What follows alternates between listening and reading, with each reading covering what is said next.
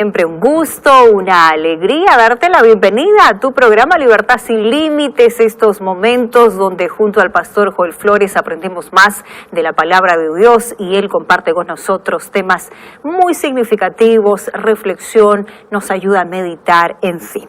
Un saludo especial a ti que acompañas el programa a través de la TV, a través de la radio, por las plataformas digitales, internet, en fin. Bienvenidos y yo quiero ya al inicio del programa recordarte que estamos ofreciendo este material. Yo tengo en mis manos este DVD, Pablo, el mensajero de la cruz, donde el pastor Joel precisamente nos habla y nos ayuda a profundizar acerca de temas muy interesantes, por ejemplo, Pablo y la prosperidad, Pablo y la idolatría, Pablo y el arrepentimiento y diversos temas muy interesantes. Así es que tú puedes pedir este material, nos envías tus datos, nos dices yo quiero recibir este DVD y bueno, estaremos ofreciéndotelo y haciéndote llegar de forma gratuita. Recordarte que estamos en facebook.com/Libertad Sin Límites NT en vivo y también nos encuentras en Instagram @Libertad Sin Límites. Repasamos nuestro contacto para que tú te comuniques con nosotros, más 5512 98 100 14 60. Si tú quieres, no olvides pedir este material, envíanos tus datos. Y ya al inicio del programa, introduciéndonos a este tema, te invito a ver las siguientes imágenes que nos hablan acerca de este asunto. Qué pregunta la que nos introduce al tema de hoy. ¿Qué armas utilizamos contra nosotros mismos? Antes te doy la bienvenida. ¿Cómo estás, Joel? Gracias, Carola. Qué alegría poder saludar a nuestros amigos allí en casa. Un abrazo para todos ustedes y aquellos que están sintonizando también por la radio. Nos alegra poder en este momento hablar sobre temas tan interesantes. Y sabes, ¿quién no estuvo envuelto en algún conflicto? Solo que cuando hablamos de guerra y conflicto, a menudo nuestra cabeza va a una guerra, un conflicto entre países, etcétera. Sin embargo, todos vivimos una guerra diariamente, ¿no? Y hay guerra laboral, hay guerra en el hogar, hay guerra donde sea. Siempre hay ese desacuerdo por la cual se producen conflictos. Y no siempre se usa armas como para poder destruir a una persona al instante.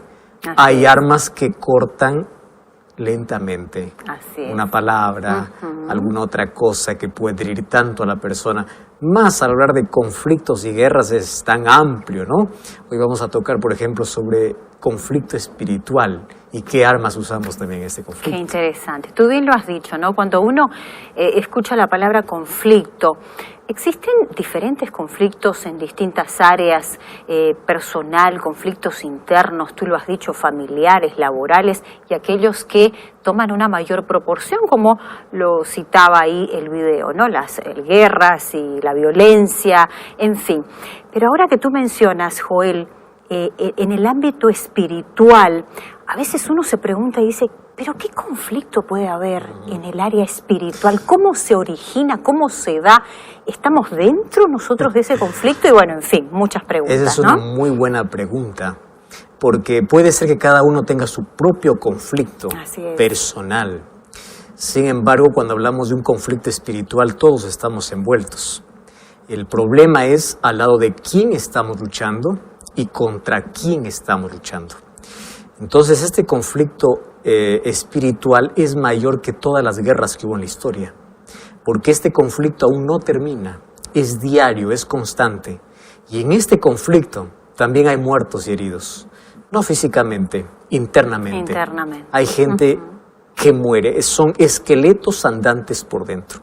Y hoy vamos a hablar justamente sobre cómo nosotros podemos defendernos y lo mejor de todo es ¿de qué lado estamos luchando? ¿Para quién estamos luchando? Eso yo te iba a preguntar ya para introducirte y quedarnos con la reflexión. ¿De qué lado? O sea, ¿pero será que existe solución? ¿Este conflicto tendrá solución? Bueno, ahora te escuchamos. Gracias, para tener la respuesta. Muy bien. Gracias una vez más allí por estar viendo este programa. Bienvenida a su Libertad Sin Límites. Y bueno, estamos listos para poder dialogar hoy sobre este tema tan importante, porque el mundo está envuelto en conflictos. Conflictos son parte de nuestra historia, es parte de nuestra vida. En nuestra historia ya hubieron 2 guerras mundiales, como ya hablamos allá al comienzo, y al hablar de conflictos lo relacionamos siempre con armas. Conflicto es sinónimo de violencia, de huérfanos, de padres sin hijos o de hijos sin padres. Conflictos, guerras siempre traen dolor al corazón. Destruyen personas, destruye familias, causa heridas, pero también trataremos el otro tipo de conflictos, aquellos conflictos que se pelean dentro de las 4 paredes de casa, donde el marido o la esposa hiere, no con un arma en la mano, más con palabras, y hay tantas heridas que se producen en el hogar, ya sea entre la pareja o ya sea allí también para los hijos. Hace algún tiempo, Adriana, una señorita de 27 años, me contó el conflicto que vivía en casa. No era un conflicto armado, sin embargo, era un conflicto donde ella experimentaba en carne propia una guerra diaria. Cuando tenía 18 años, ella conoció a un muchacho y de una manera apresurada se casó, aun cuando los padres de ella no estaban de acuerdo. Ella fue en contra de la voluntad de los padres, porque el muchacho tenía un problema serio, y es que él tenía el vicio del alcohol y también consumía drogas. Y ella se fue en contra de todo lo que los demás decían, y ella dijo, me caso, y se casó. No pasó mucho tiempo, ella se dio cuenta de que había cometido un error allí en la elección, pero era demasiado tarde. Mucho más porque ella quedó embarazada, y allí comenzó el mayor problema, porque él quería que ella pueda abortar a aquel niño, y para hacerlo lo pateaba a ella, y es más, hizo que ella pueda cometer el aborto.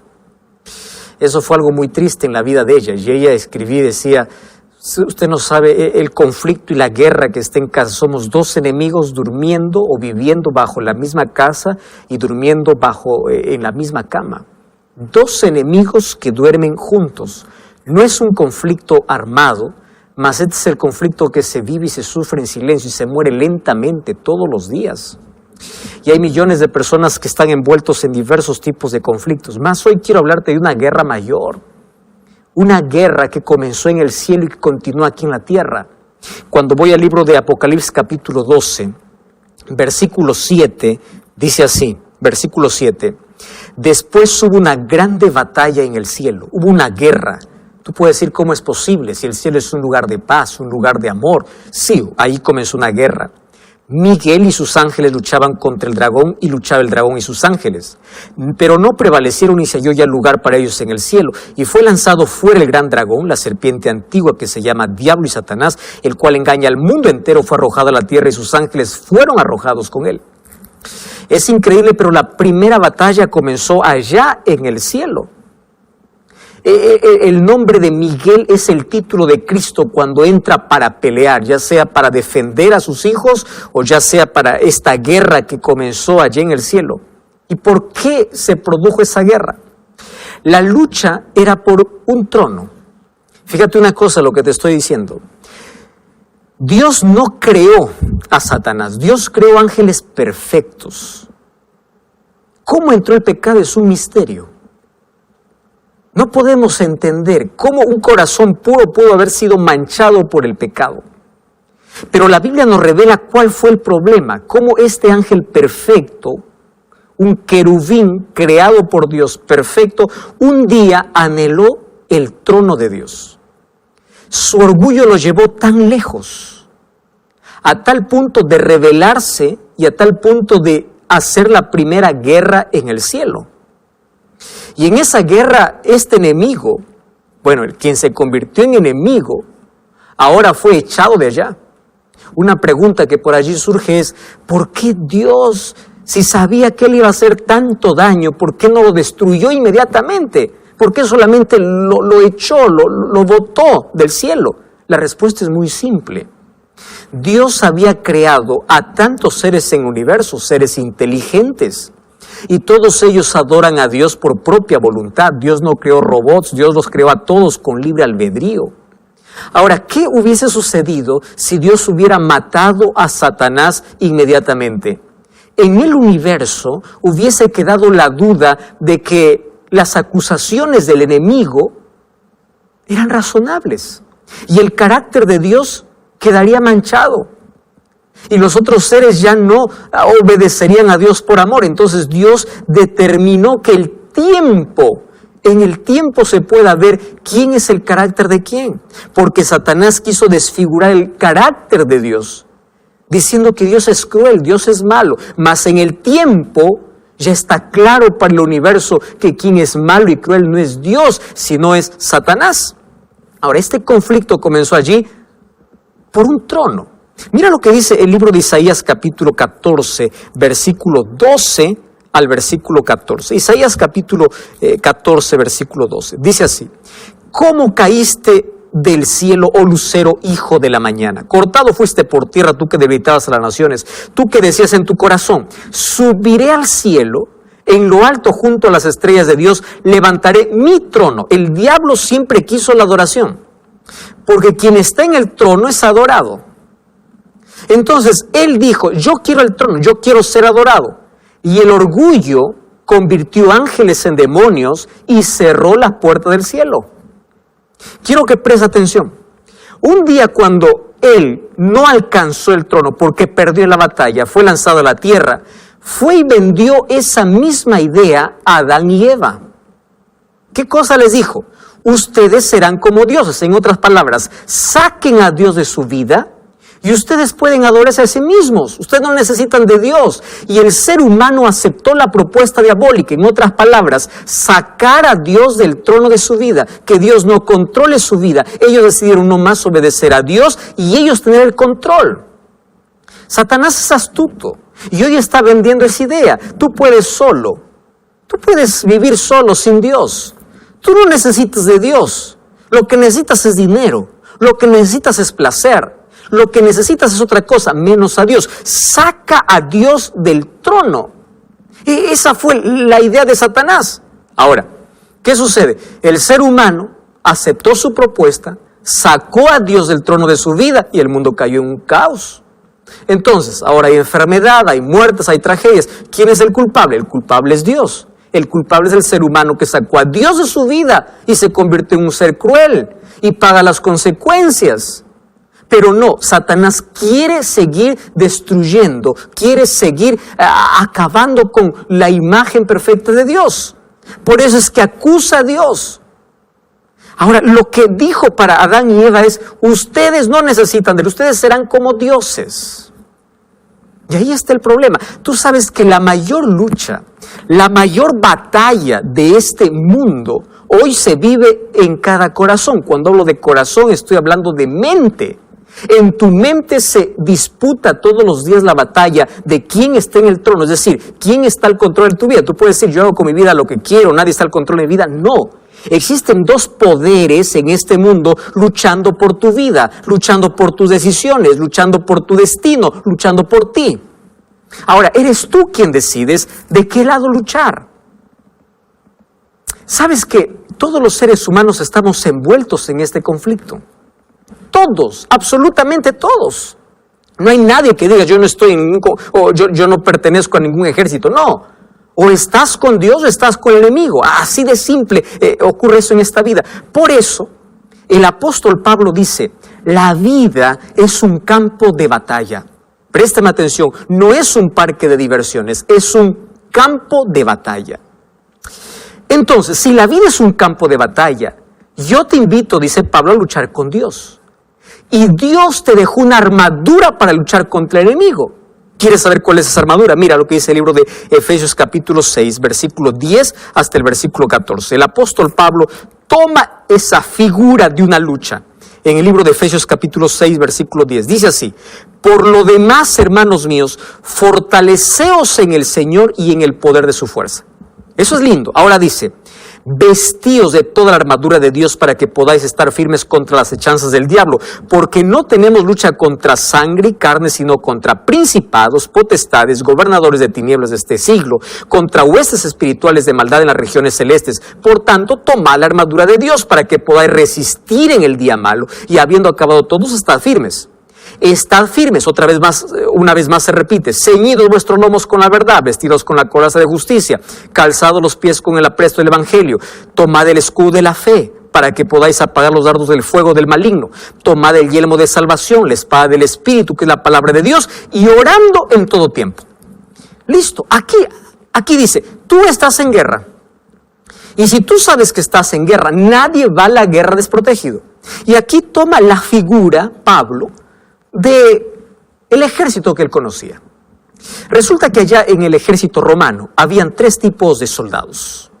Había un grupo de soldados que eran los novatos, que eran los soldados astatis, eran los principiantes. En la batalla ellos duraban poco. Había un segundo grupo que eran los príncipes. Esos príncipes ya tenían un poco de experiencia, no eran novatos. Y había un tercer grupo que era el grupo de los triarís. El grupo de triarís era el grupo más recio. Ellos tenían un lema, ellos eran los inamovibles, ellos no perdían una batalla. Y el lema que ellos tenían era el siguiente: firmes. No hay chance a retroceder, es avanzar o morir. Ojo con ese lema. O sea, yo no puedo retroceder. Si no avanzo, prefiero morir, pero no retroceder. Eso era el lema del triarí. Y Pablo toma el lema de ese soldado y dice, en esta batalla tenemos que ser como este soldado. Por eso dice, estad firmes, no retrocedan. Al contrario, tomen la armadura. Y él toma la armadura que él conocía. La armadura que conocía de un soldado romano era un yelmo, que era un casco para cubrir su cabeza, era un escudo para cubrir de la nariz hasta los pies, contra los dardos o las flechas que lanzaba el enemigo. Era una coraza para cubrir el corazón y los pulmones. Era una espada para poder luchar. Y era zapatos todoterreno para poder caminar, no importa en el fango o en la arena. Entonces dice, esta es la armadura que debes tener. Solo que ahora esa armadura tiene un significado. Y dice, ¿cuál es el yelmo? El casco, lo que va a cubrir tu cabeza es la salvación. Toma el yelmo de la salvación, que se acepta por la gracia. Y allí dice, toma la coraza de justicia. ¿Quién te va a cubrir el corazón? ¿Quién te va a cubrir la vida? La justicia. ¿Y quién es la justicia? La justicia es Cristo. Cuando tú aceptas la salvación, tienes que aceptar la justicia de Cristo en tu vida. Por Él eres justificado. Y luego dice, toma el escudo de la fe. Tú sabes que el enemigo hasta hoy continúa lanzando allí sus dardos. Esos dardos tenían fuego y tenían veneno. Si un dardo lograba caer en el cuerpo de un soldado, moría por el veneno.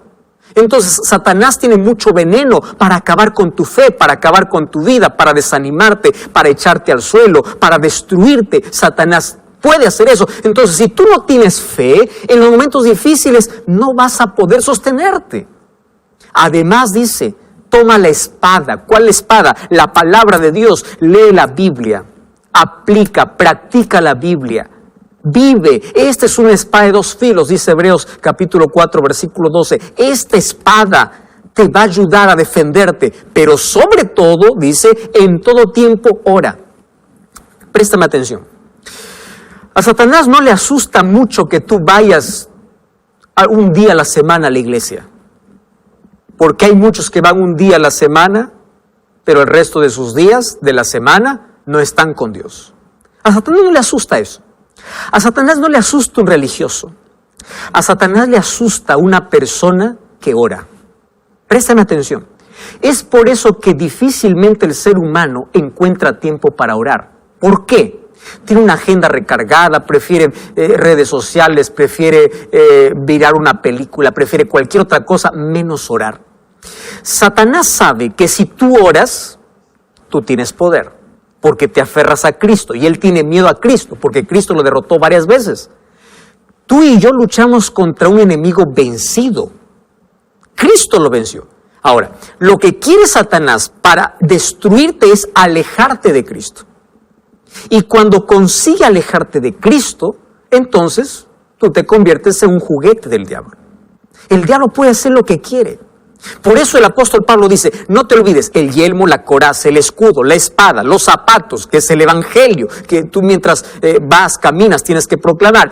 Pero no te olvides de orar, orando en todo tiempo.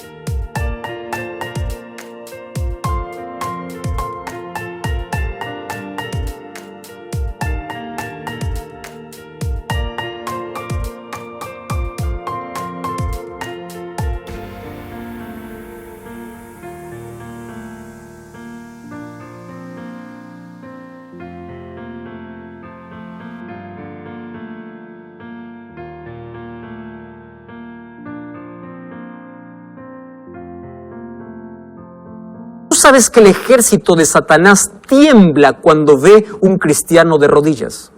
Entonces quiere ser victorioso. Yo escucho personas, pastor, parece que el diablo está cerca.